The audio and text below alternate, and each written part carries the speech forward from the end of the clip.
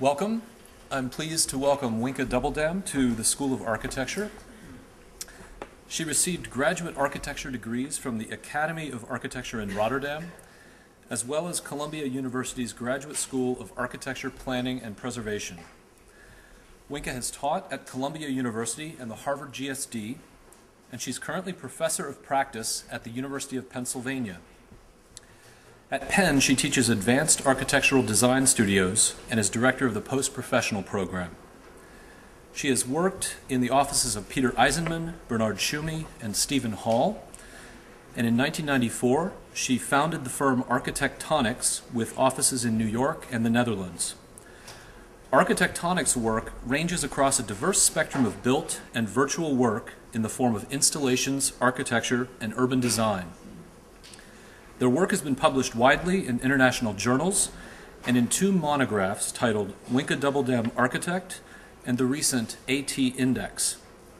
Projects currently under construction include the 9-story residential vestry building, the 15-story American loft tower, a 10,000 square foot spa, a residence in the Netherlands, and a townhouse in Chelsea for a fashion designer.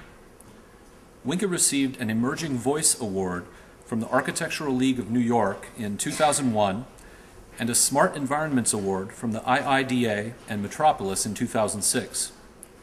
Architectonics also recently won the Staten Island proposal for an eco-landscape and housing scheme. Winka's solo exhibitions include installations in Form Zero Gallery in Los Angeles, the Kunsthal in Rotterdam, the Frederica Taylor Gallery in Chelsea, and the Art and Idea Gallery in Mexico City. Architectonics has also participated in numerous exhibitions, including MoMA exhibits such as The Unprivate House and The Young Architects, and also in the 2002 Venice Biennale. Her lecture today is titled From Hardware to SoftForm. Please join me in welcoming Winka Dubbeldam.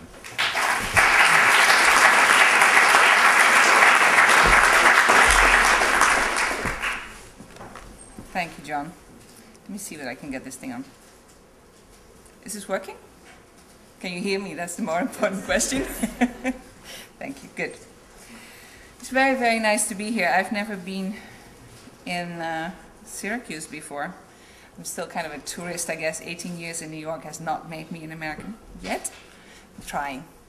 But great to be here. A beautiful new building, as I've noticed. Yeah, I think in this economy it's going to be always interesting to talk about architecture, right? So I'll discuss where we are, where we'd like to be, where we're going maybe, and what we're working on. More importantly, I always show this slide because obviously I don't work on this by myself. I always feel kind of egocentric standing here like I'm doing all this. Well, there's some people in the office working, and my dog over there who's very inspirational. Her name is Snus.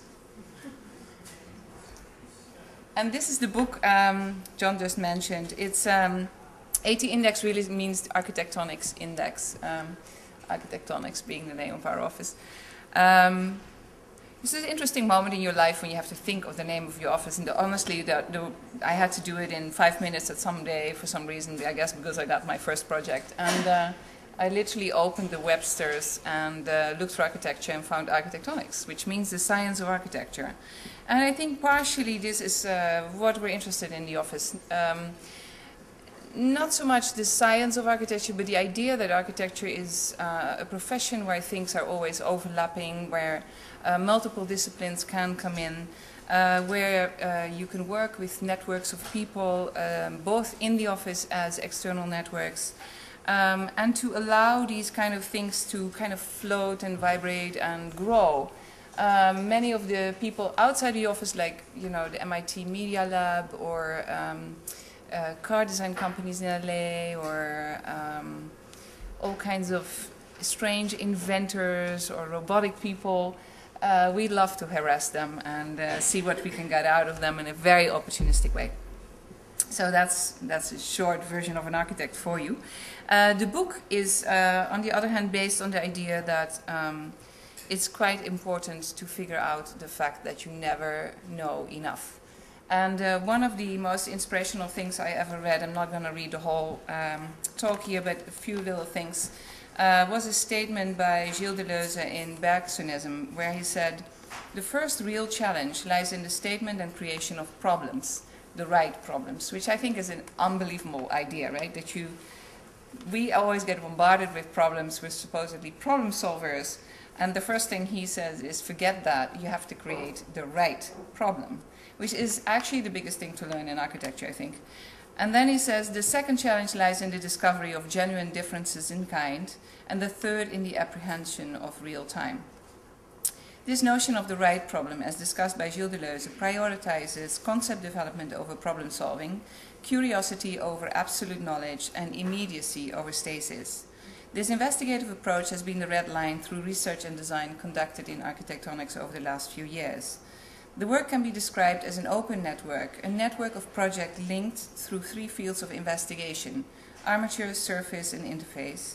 And these fields are not isolated, but rather create a synthesis of interests that overlap and inform each other and afford a rethinking, reinvestigating, and regenerating of architectural concepts. The focus is not on form, but on performative, not on aesthetics, but on intelligence. One of the first things we've looked at, actually to kind of give you an idea, the very first field we ever started looking at was interface. And for me, that was very much related probably to being Dutch. As you might know, in Holland we do a lot of urban design, landscape design, mostly because we're most, situated under water level. We have to do landscape design.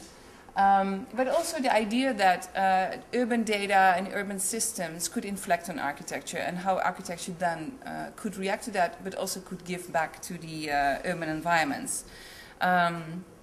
And that we've worked on in urban designs, we've worked on in a lot of interactive things. One of the exhibits was just mentioned. It was a proposal for the World Trade Center where we actually developed a computer game where you could input data, how you thought the city was going to change, and the software would actually calculate for you what the resultant effect would be. And that was part of an exhibit in Biennale. After that, we got really interested in surface, and that came back from looking at buildings in the city and thinking how the facade of buildings is essentially changing enormously. It's no longer security. We have security, electronic security systems for that. But it's more a rain screen, or maybe even an inhabitative area where it's not a separative membrane, but a connective tissue between different environments. So this idea of the surface for us is really the second and a half dimension. It's not flat, it's not a surface, it's not a space yet, it's in between. And then the third field was the armature. And the armature is really, and I'll explain more about any of these, is the idea that the surface has become a three-dimensional form and now has performative qualities and is much closer to the intelligence of industrial design. One of the people who has talked a lot about all of this is Edmund Husserl in a book called The Origin of Geometry, written in 1937. It's a great book because it's the only book I know where the introduction of the book is 3 times longer than the text of the book itself. It's written by Derrida, so you understand why that is. So yeah, Derrida has written a beautiful introduction to a text which is actually really, really interesting. And one of the things he says, he talks about 2 things. One is things shapes. Well, he talks about a lot of things, but things I thought were interesting are things shapes which relate to surface. And something I'll talk about later for anomic shapes, which talks a lot about the idea of the armature. But to go back to things shapes, what I love about it is that he talks about these things which are not necessarily defined as in like very, very precise, but they are corporal occurrences, specific material qualities, almost smooth edges and surfaces, and vaguely defined edges. So the idea is that these are growing entities, they learn, they keep growing, and they keep perfecting themselves. This is, so what I'm going to show tonight is a little bit going from this object, which we actually, is not linear. This is one of the most recent light fixtures we designed for Ivalo, all the way to urban design, and kind of looking at how these kind of environments start to inflect on this kind of idea of performance. This is still the light. And then we're jumping to a project which is probably our first large building in Manhattan. You can see it here. It was a 6-story warehouse where we built a 12-story building around it. Idea being that it was kind of important to start to think about, one, the urban effect. So we were interested in keeping the old building, which was not necessarily, I guess, the obvious thing or even the required thing to do. But we were interested in it because it was a very, very industrial neighborhood. Great benefits if you keep an old building relative to floor heights, to all kinds of circumstances you can't get in new buildings anymore. So if you sister or brother yourself with a building next door which has all these beautiful qualities and you keep it, you can borrow those qualities. So it's kind of, you know, a good thing to do. First thing also you learn when you start building is you get very confronted with building codes. And building codes we are actually very interested in because I think as anything, any restriction you can consider a rule, and every rule is a game, and every game has rules you can break. So here you go. We were interested in looking at the building code as something where you can potentially negotiate or even more decode. So how can you decode a building code? The first kind of interesting thing we found is where normally setbacks are kind of wedding cake scenarios. It's actually an inclined plane. So by looking at that inclined plane and thinking, you know, if we use the mathematical tool of inflection and we inflect the inclined plane versus the straight plane below it, then we have an interesting opportunity to have a kind of a ripple effect coming from the top of the building all the way down to the street facade rather than two different systems. So that's literally what we did. We kind of inflected these two systems. We wrapped it around the old building, so the new building is about double the height of the old one, and started studying how that would work. First thing we met was the consequence that if you want to fold a building, it's actually not that easy. We started with simple curtain walls. I was trying to convince curtain wall manufacturers that this was a standard curtain wall. It only had 10% folds, so it was really not a reason to make it excruciatingly expensive. Try that. Doesn't work. They were like, no way, you know, this is all very risky, you are dangerous, forget it. So I was like, great, well, that's not good. So we had a minor problem. So the only thing at that moment you can do is to think, well, one, you don't do a curtain wall, which doesn't really fit my character. So two, the other one is you don't call it a curtain wall. And it sounds a little bit strange, but what it really means is a curtain wall is a standardized system. The moment you don't standardize it, but you actually just think of it as a glass wall, there's all kinds of options and opportunities. So the first thing we did is hire a very good curtain wall consultant or engineer. And we started discussing what really the essence is of a curtain wall. Funny is that people are very used to curtain walls, they don't rethink them, but if you really think about forces going through aluminum profiles, probably the worst thing you can use for a vertical force is an aluminum profile because it's an empty box, the skins are thin, you know, it's wobbly. And especially when you want to fold and to start, you know, doing all kinds of crinkles, this aluminum stuff is not great. So first thing was that we decided to make all the verticals out of steel, and then my engineer had a great idea. You don't necessarily need to connect the horizontals right on top of it, so you don't have to make a grid. You can actually have your verticals inside, make little fingers and hang all the horizontal bands and the aluminum extrusions on the outside. So now you have a layered skin, which is more about banding. And then the next step was, purely because we couldn't figure out another way, is to decide to fold the glass. Ultimately, this glass wall now, not curtain wall, glass wall, the glass was bent in Barcelona, the mullions were extruded in Hong Kong, and the whole thing was put together in Brooklyn and then put on the building. Very interesting was that the level of perfection, it gets very, we were talking about this when I drove here to the school, it gets very different when you get out of school and into an office because you start to obsess about these kind of details. So, you know, forgive me if I bore you. But curtain walls, if you structurally glaze them, they have 1/16 of tolerance.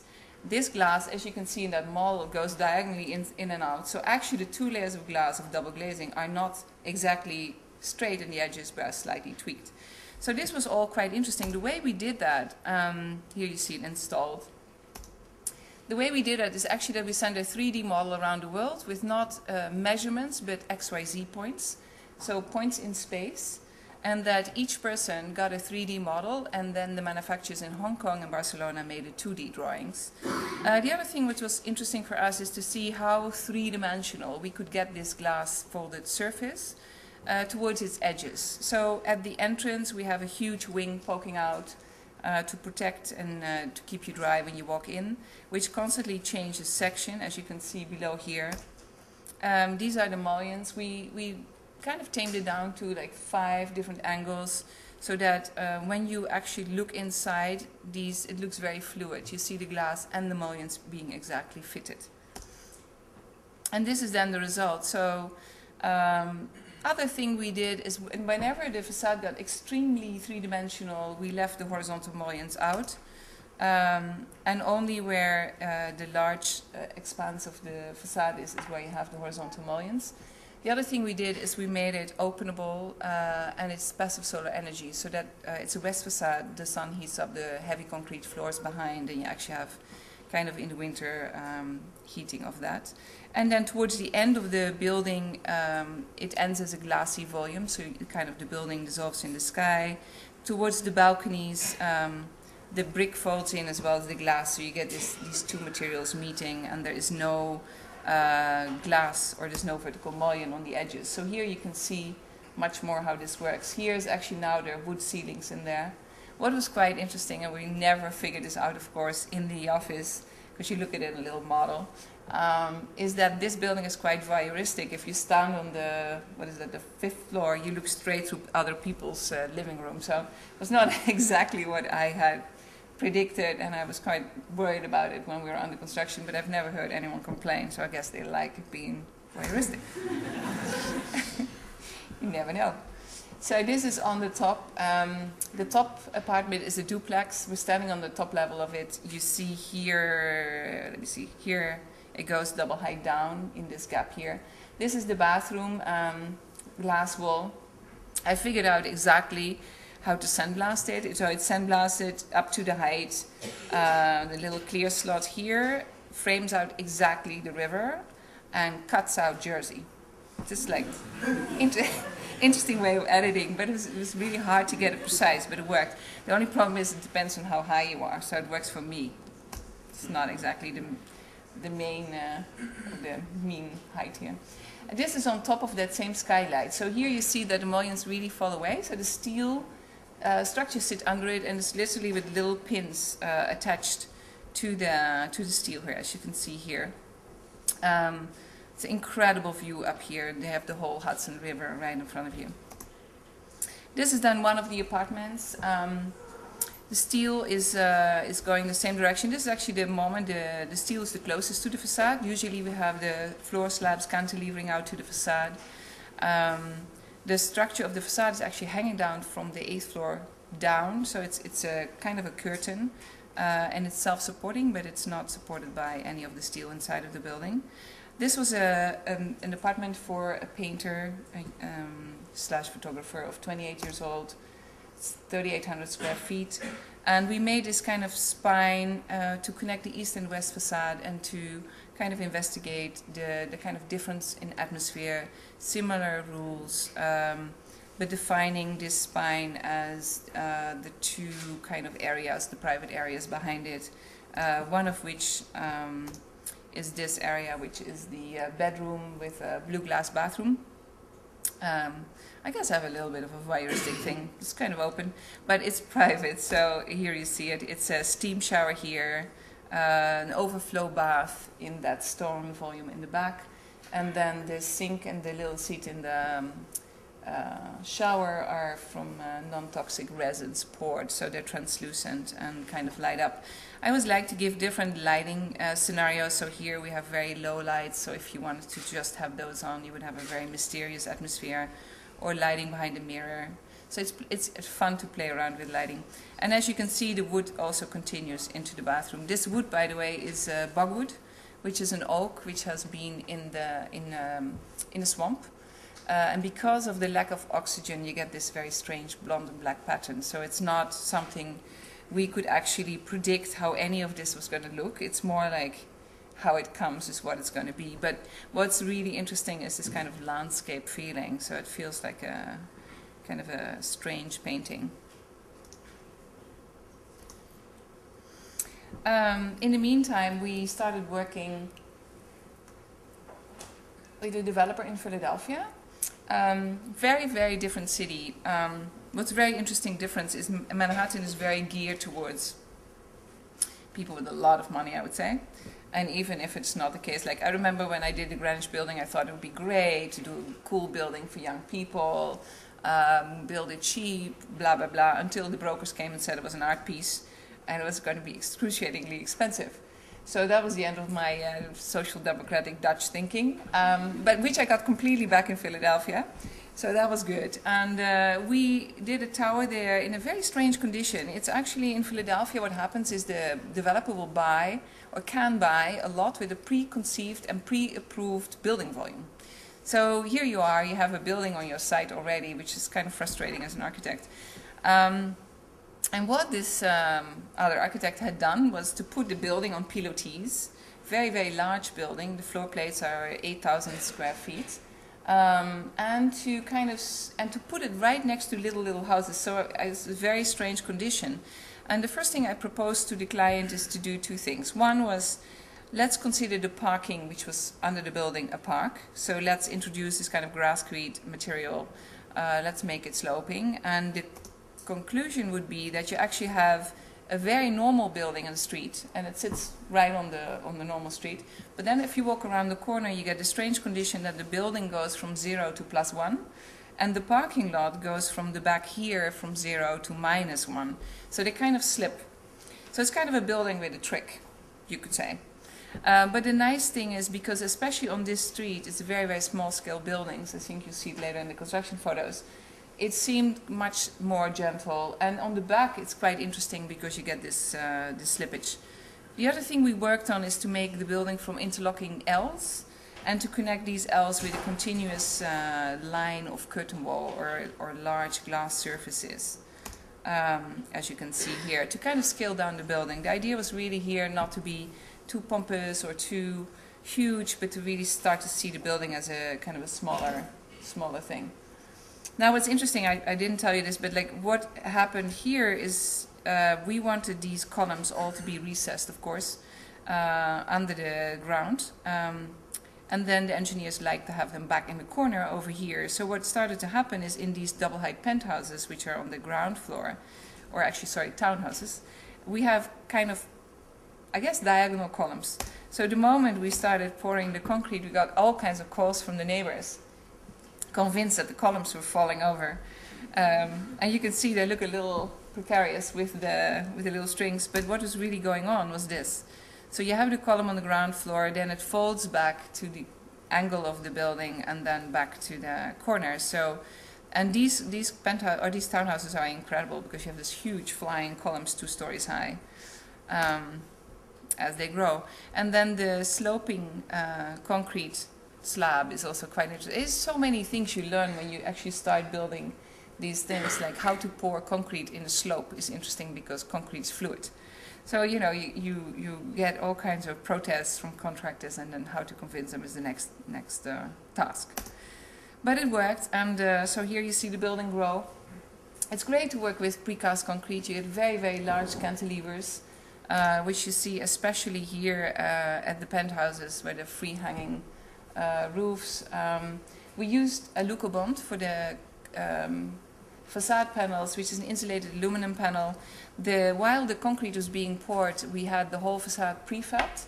So the moment we were done with the concrete, a week later all the panels came. In 3 weeks the whole building was closed, which now looks like this. And same thing with the balconies, simple glass railings. And the other, what we thought was really important is normally these balconies are tiny little strips. Now, because of the L's being interlocking, there's actually large balconies right at the doors, so you can have lunch or breakfast outside. And again, this huge cantilever at the penthouses. And I love this little, we call it the butt of the building. It's a little bit like a Mini, no? Like a car, here, this little bit. So yeah, it's fun to actually get that done. And then on the front where you see actually the little neighbors, no? So these guys, where it looks completely normal, has nothing weird. Only when you go around the corner you start to see the lifting up and the way it starts to work. Here you also see how the setback for the balconies works and how eventually the penthouse wraps around. Great view of Center City. This whole neighborhood is kind of what we call the Williamsburg of Philadelphia. It's a very old industrial neighborhood where now only slowly galleries are starting and new restaurants and artists are living. And then this is a photo actually looking down the facade. So we kind of worked with the rhythm of these Alucobond panels and how we could put the windows in there so it looked really like a kind of a shifting set of panels. So that within the matrix of the panels you would have the windows perfectly set in. And then here you see the lower level of the parking. The same client, we started talking about how a tower could be more robotic. We were working at that point with MIT Media Lab. And we're very interested in thinking about a tower not necessarily robotic in the sense that it becomes a robot, but how it becomes a learning device and how people could start to inject more intelligence in the tower. First thing, Ted Zelker from the Media Lab, what he did was take very normal technologies. We all know them, the fast pass for the parking lot to open the gates, or we had the little bullets going down, lights on centers, blinds on centers, virtual doorman. We developed something called smart delivery closets. And what his cleverness was really to link all these technologies together. So rather than having everything separate, now it works as one contiguous system, which would then slowly start to give you more information about how the building was operating, where your deliveries were, but also the building started to predict what you wanted as you started to give it more information. Then the next step was what you see here, was to think, if you build a skyscraper, why would every apartment have to be the same? Why could you not have, let's say, 5 different layouts floor plan wise and give those all different facades so that you could check with your neighbor what apartment they had and would not necessarily or not at all be the same as what you had. So we developed a set of algorithms with different facade configurations, few rules as in every room gets daylight, proportions are different smoothing rules we developed for transitions, and then started to see how this would be possible. And we were working on this with the same facade people from the other tower to see how we could start to work on these as a more consistent thing. And then obviously what's really great about parametrics, if we put it all in digital project, which you probably know is the limited version of CATIA, to figure out whether we could find components or families of components so that you wouldn't have an endless amount of different variations. So it is flickering, I don't know where it comes from. It's a lack of memory, I think, of my computer. Sorry. It makes it look very futuristic, but it's not exactly the idea. And then here you start to see how the tower looks. Obviously its surroundings are not exactly high. My client is very good in getting air rides from everyone.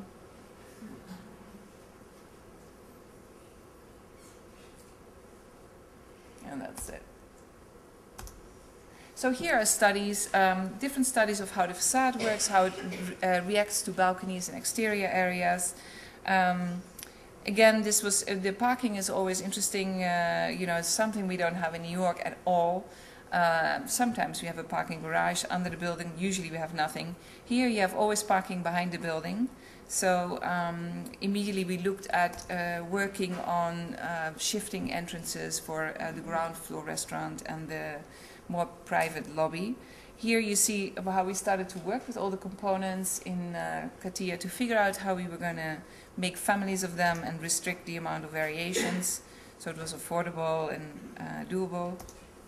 And then this is kind of the first view. So you have to imagine that this is a restaurant which goes half a floor up from the street, and that from the back the parking lot goes half a floor down, and actually the residential lobby is on the slightly lower level here, which also from the street dips down, so there is actually a ramp going down there too. We developed the tower with a stiff concrete core and the skin actually being a basket hanging down from the top. And all the steel structures go back to the stiff core so that the ground floor was pretty free. and had no obstructions. Models, these are not necessarily models we make or we actually even use. These are presentation models we make for the client, for the sales center. We have them made in Singapore. It's a great test when you send your construction drawings to a company in Singapore and they actually can make the building. It probably means that the real contractor can make the building as well, so it's kind of always a good moment in time to check how your construction drawings are doing. And the other thing is what's really sweet is that their freedom they take in who are the inhabitants and what they're wearing. So we have Batman, the men are all very muscled, we have only sports cars, it's kind of a dream world, a Singaporean dream world. The other thing, in the beginning I used to pluck them out. I was like, that's crazy, these people don't live here, especially this red guy up there. But then I realized it's actually quite interesting to give these people their own personal interpretation. And then what was also a thing we did when we started varying the floor plans is, it's kind of a peculiar idea that if you had a lot of money, let's say, and you wanted a penthouse, but you hate living high, where would you live in the building, right? It is no option. Because literally, if you like to live on the second floor, you get these tiny little apartments usually, and then apartments get bigger as you go up in the building. So I convinced my client to do 5 penthouses, 2 on the top and 3 distributed throughout the building, so that if you're rich and you would love to have a big apartment on the second floor, you could. So this is one of the lower penthouses, or whatever we want to call them, big apartments, duplexes, where you have an interior stair and you actually have double height living rooms. So here we get to armatures for anomic shapes. For anomic shapes are fascinating in the sense that he talks about it as structures which ultimately, as they get generated, do more than generating a form. They actually start to create other forms or other environments. So the idea that something what you make is becoming generative of environments. I started getting very, very interested in it when we developed this house upstate a few years ago. Small house, beautiful site, which is this site. And what I was interested in is to see whether you could take the house and actually separate the hyperactive functions from the lazy functions. So you would have cooking, bathing, all the installations, sound systems, heating and cooling, all the kind of more active things in the core of the building. And hence the rest of the spaces would be almost deactivated, so loft-like. It's like a very, very lazy space around it. You don't have to spend any money on because everything comes from the middle. So it's almost like you build a mini house and then you slap big surfaces around it. It's very roughly said. But that was kind of the concept and was kind of an interesting try. So what we did is we made this very organic looking unit which really almost shrink wraps around all these functions. It distorts the roofscapes towards it. There's a big skylight also on top of it, for the simple reason the client was a bit worried about daylight. The house is pretty simple on the outside. It just twists itself over the rocks. We set it down into the landscape, half a story down, as you can see here. So as it sits in the landscape, it has this kind of very, very embedded feeling. There's a small path cut out here on the bottom where there's a guest room, fitness room, outdoor shower, and in the rocks is a little hot tub where you can hang out. And then, as you can see, because the ground floor is actually half recessed, you have a small stair to the entrance. All the surfaces constantly fold, so the zinc roof folds in. The cedar ultimately turns silver as well, and the wood also kind of turns in on the ground here. All the windows are designed by us in stainless thin angles, and all the openable windows are renewable wood. So we kind of started to work with very local materials, bamboo for the ground floor, concrete tops, countertops made by the local people. And the idea that this armature, as you start to see it here, contains a fireplace for living and dining. It completely embeds the kitchen. Kitchen is also transparent, so when you come into the house, you look straight to the kitchen, to the lake. And then you start to see the doors get interesting shapes. This is my photographer. He's very interestingly always in his own photos. This is Jeremy. I'll introduce him so you know him. Great photographer. And he obviously has a partner who photographs with him. That's his secret. But here you start to see, so also the cabinets in the kitchen actually get the bamboo wrapped under them and the sliding in here. And then as you see, the heating sits in here, the sound system, everything. And then this is the end of the armature where there's the master bathroom and where the skylight dips down and becomes a shower. I thought it'd be great if you lived in the middle of nowhere, no neighbors, that you could shower in the forest, no? I mean, what is more beautiful? You step out in the morning, you step in between the trees, you kind of slightly elevate it, and you have a shower. My client was a bit worried about it because he was like, what about if someone sees me? And I was like, isn't it the whole idea that you don't have neighbors? And he looked across the lake, which is huge. You saw the lake in the first slide, huge. And he saw on the mountain across a tiny mountain biker, and he's like, what about that person? So I actually went out in a canoe on the lake, took a photo, and showed him he wouldn't see it. So he was fine. But it was very cute. So yeah, I guess he's very shy. But these are kind of, we also do very, very simple models. This is just a cardboard model. One thing you guys are completely also aware of already because you're on computers is the first thing you learn when you work in computers is that you have to test it.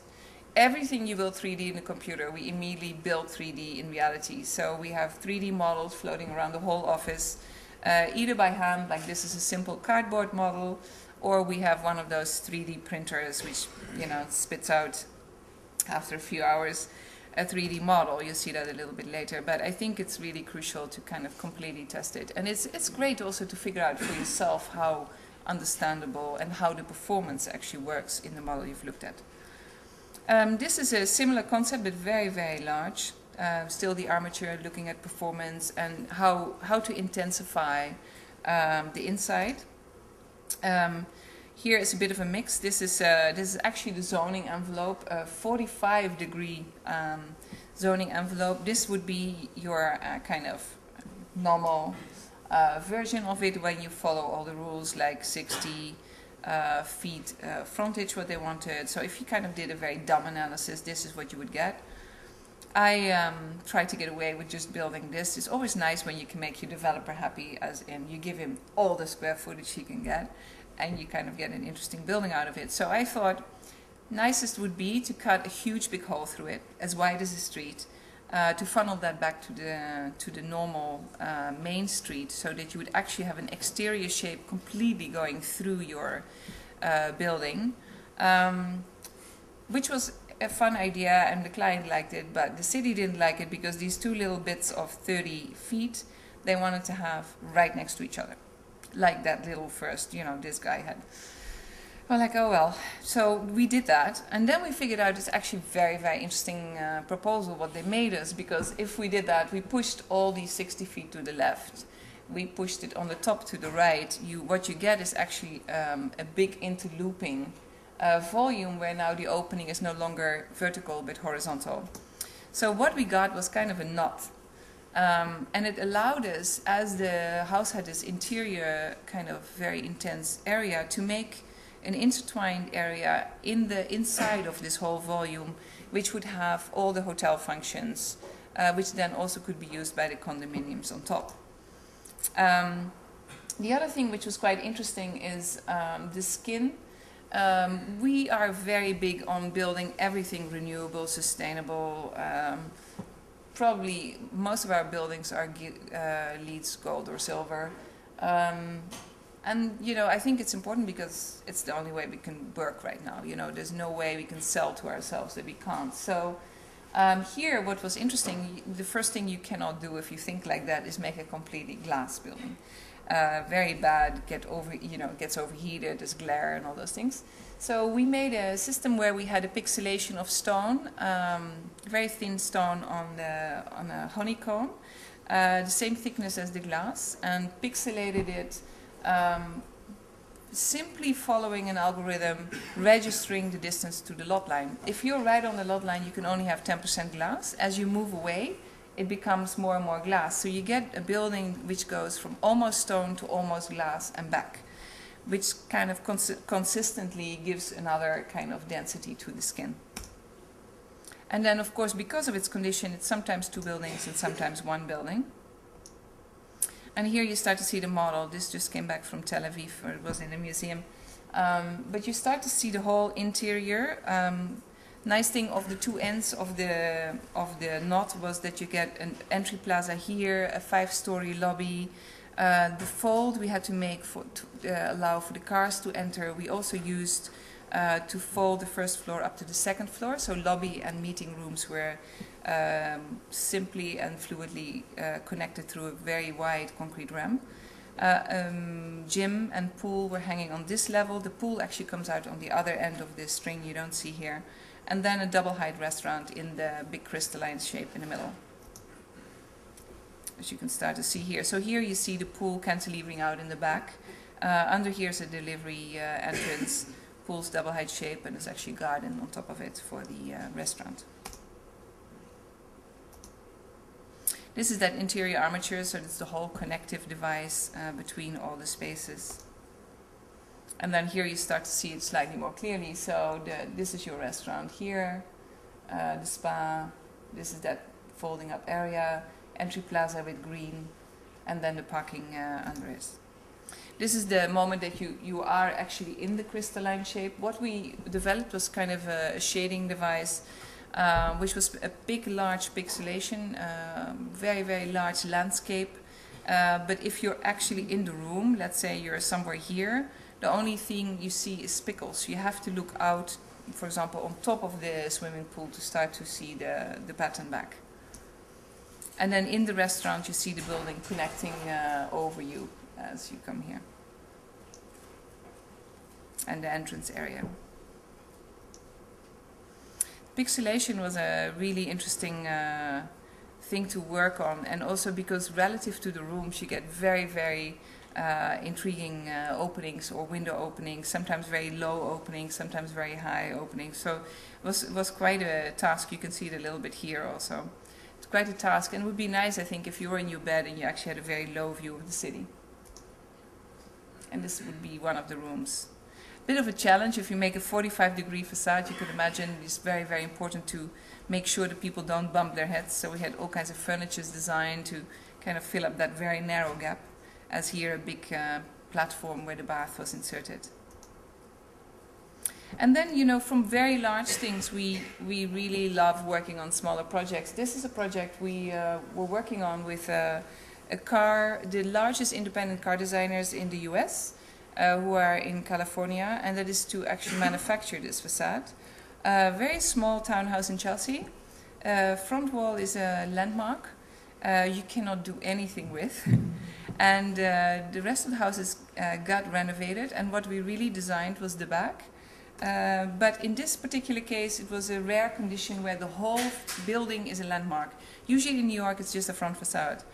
So we had to actually explain this back facade to landmarks. I don't know whether you know how this works, but you have a huge big board, 30 preservationists and people who like to keep everything how it was before. And what we were doing here is extend the lower floors 12 feet into the garden and leaving the top floors more or less where it was. So by proposing that, we were thinking, how do we explain this? Because, I mean, it is not unusual to have something transparent in the back, even in traditional houses. But we talked to a historian who explained us that this was the Victorian Tea Porch, and why. And so I know everything about Victorian tea porches, and when I had to present it, I explained it. This was the Victorian Tea Porch as a modern version of Victorian Tea Porch.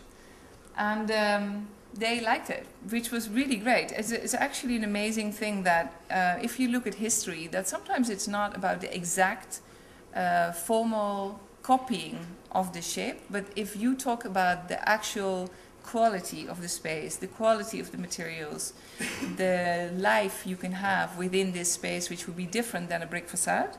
People, especially in New York, are very sensitive to that and would allow you, as in this case, to do this. So we were very, very lucky.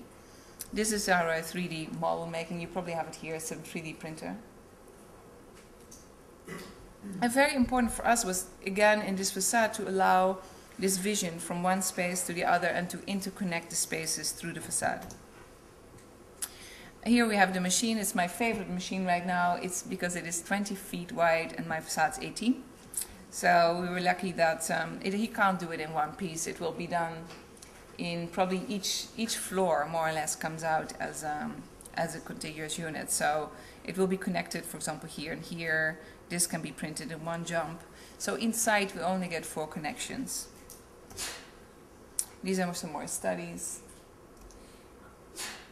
Also, what was interesting is how do you build something like this? I was very interested in doing it in wood, thinking, you know, it's a tea porch and these Victorian tea porches are in wood. Originally, we thought we would put a steel frame in wood, but what you realize very quickly when you start working at the details is, especially, well, it's the same here actually, you know, you have cold winter days, freezing cold, but the sun can locally heat up very, very quickly. So if you would have steel in wood, it would actually pop. So the decision ultimately was to make this a very, very large wood window with the glass set directly into the wood, which would be much better and much more flexible, and you can give much more play in the seams than you would have if you started to insert steel. The only steel we find is actually the connection to the building itself. And then here you have this moment where you look down. The ground floor is an office space. One of the partners is a writer.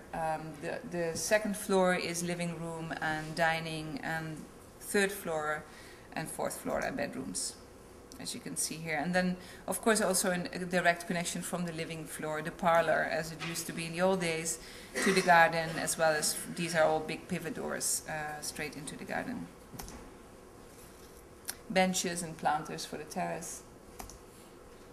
And then this is the last project where we, this is the urban design project I wanted to show. It's in Brussels.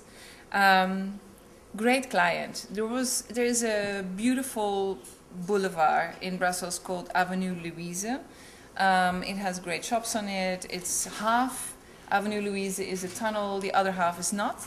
The client has proposed to make the tunnel for the city, and in exchange very cleverly has asked for the whole strip to be free building property, right? So give half a tunnel, get the whole thing. Very, very interesting proposal. The city was interested. What's more interesting maybe in Brussels that the city is not just a city, it's a city-state, so it has its own little government. So the president had to approve it, the mayor had to approve it. And when we started working on, the developer had asked us to make 10 pavilions in a park. And when we started working on it, we realized it was getting pretty dense. And so what we did is we actually took a small music piece, maybe just hear it, a small music piece. And the reason why we did that is we had made an installation before in a museum working along the frequencies of a sound piece to kind of make an interactive environment. What we were really interested in here is to see whether we could design something where the exterior space was as designed as the interior space. So not the exterior space being the leftover or whatever, but to really interact the two as fluidly as we could. So what you start to see here is that, for example, these exterior spaces are really cradled by the volumes which have interior spaces. The idea was also that the green could occur in many ways. We have suspended green, we have greenhouses separating different functions. There's cultural functions, there's retail functions. So the idea is that if you have one shop and it's separated from the other, there would be a greenhouse with orchids or a greenhouse with bamboos separating these two. And the whole thing would be sustainable. So the roofs are collecting water, water gets collected in tanks, the whole thing gets irrigated through that water, and there's daylight through the skin coming in, things like that. So we worked with a very large engineering office in Delft, in Holland, who have devised a method of very, very thin structural skins of concrete.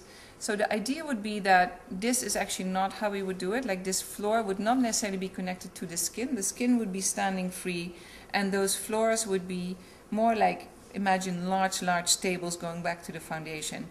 One of the important reasons for that was that we're building obviously right on this tunnel, which is right here. Subway is right next to it, so it's the most delicate building ground you can imagine. And the structures had to be extremely light. Here you start to see the hanging gardens. The hanging gardens are not only green, they hold the humidity, shading. They also provide 2 large areas for lifted restaurants and terraces up here. As we also thought it would be great to invite all kinds of artists who could make green sculptures, green installations, to really work with green, not counting points in leads, but to see it as a frame of mind and something you really celebrate, like on all levels, culturally, responsibly for environmental reasons, but also as a kind of a fun thing to have. These are the hanging green gardens. And then the client came back to us because, of course, the city at some point started to ask themselves, have we been not too generous? And got a little nervous and said to the developer, listen, what are we going to get from you? And the developer had said at that point, listen, we're going to give you 3 squares. One of the squares is going to be an ice rink, bigger than Rockefeller Center. That's a very funny question to get. So this is one of the squares, which is 1/3 bigger than Rockefeller Center. In winter, it's an ice rink. In summer, it's actually a dry square with the steps, which can be used for performances or open air movie theaters. Then we had a square which has a fountain, this whale thing suspended in the ground, has tiny openings, and water reacts to the sound of the traffic. So lots of traffic, lots of water, no traffic, no water, which at night could actually work very well. But also the idea that you actually would be able to walk over it so kids could play on it and play around in the water if they wanted to. And that's it. It's my office.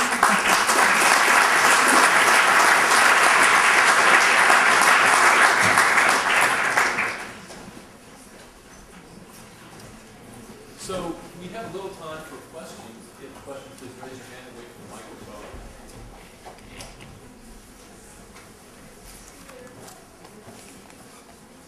Any questions? Winka, I have one just to start. I'm interested in your design process, and I'm wondering if you could say a little about how your experience in the offices of Paul, Eisenman, and Schilling might have influenced your own design process. You thought you start with a simple question? Yeah, that is a great question. I have to admit I also worked with REM, so if you want to add that one. I think, from REM I learned that everything is possible and you should never give up. From Stephen, I don't know what I learned from Stephen. From Stephen I learned as a woman in an office you have to be really persistent. From Chumi, I probably learned that I worked with Chumi on a very large competition for the Kyoto train station. So programmatically, that was very, very interesting to see how a train station could be much more of an attractor in the city. So on an urban and programmatic level, that was incredibly intense and a great learning experience. I worked actually the longest. Well, I worked the longest with REM in Holland, and then with Peter in New York. Peter is a great office. I mean, it's a laboratory, it's commando training in architecture. You have Visine in the bathroom because everyone cries. But it's a fantastic office.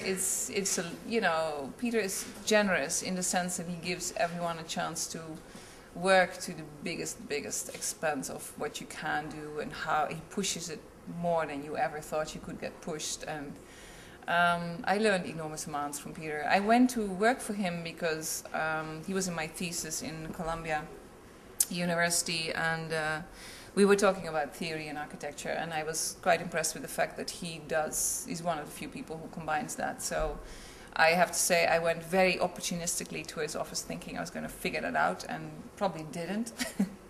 But it was very, we did have, Peter always said that he had 6 hours a year that he was thinking, and those were the 6 lunch lectures he always gave every summer when we had interns, and where he would discuss his new thinking and test it out on us and ask us what we thought, to probably completely ignore that. But it was great. I mean, it was a really, it's a tough office, but really great office. And, you learn also to stick to this idea of what I discussed with Deleuze, the idea that you have to find the right problem is definitely something Peter tries. to find out something which is a much, and I think the leuze means maybe concept or, but you know, to find something much more interesting than a mundane problem, to find a real challenge, to find something which is going to be the big umbrella which carries the project, under which all the smaller projects get solved. So I definitely, that was a big thing to pick up from Peter. I think it's good to see, especially the later work. You've spent your sort of life as a practitioner both in offices that are very much about exploration, and you've also been based at a university for years. How can you describe the kind of intersection between the multidisciplinary approach to the work and the way in which the university is a resource for you for both new thinking about architecture, civic space, but also materials, fabrication, and ecology? Yeah, no, I mean, great question, totally. When I studied in Holland, I was already working, so I combined it, and I realized after Columbia, you know, when I started working, that I really missed studying. So the best way to keep studying is to start teaching. It's actually kind of the same thing. And I think what it brings is, for example, people like the car manufacturer in LA, you know, this is research I do with my students. I take them on a trip to LA, decided one year we have to meet all the car designers. We have to see how these people develop their details. Why is a car so much better in waterproofing than our buildings? You know, why is a seat in a car better? What is the difference, and why are we not incorporating this in architecture? No? What's great when you go and speak to all these car people is that they all love architecture. So you know, you immediately have this kind of love affair going on. But it's a stimulating thing. We've had a lot of these people come and do workshops with our architecture students, and it's fascinating to learn how they think, how they, you know, for example, glass doesn't go with caulking into some metal profile, but has little gaskets, and it's all very clever. And you're like, why don't we have gaskets in our windows? No, what is the idea with caulking? We all know that caulking dies after 25 years, so all these glass buildings are in trouble soon, or already are. And you know, and that definitely happens because of the inflection between the two. No, and I think. And it goes both ways. I mean, I also get to know a lot of people like MIT Media Lab through the work in the office, and then I channel them back through the school. And I think to fluctuate between the two is for me, I mean, I could not actually not do it. I think for me, if I did one or the other, I would probably miss half my life.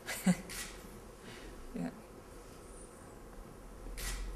Any other questions?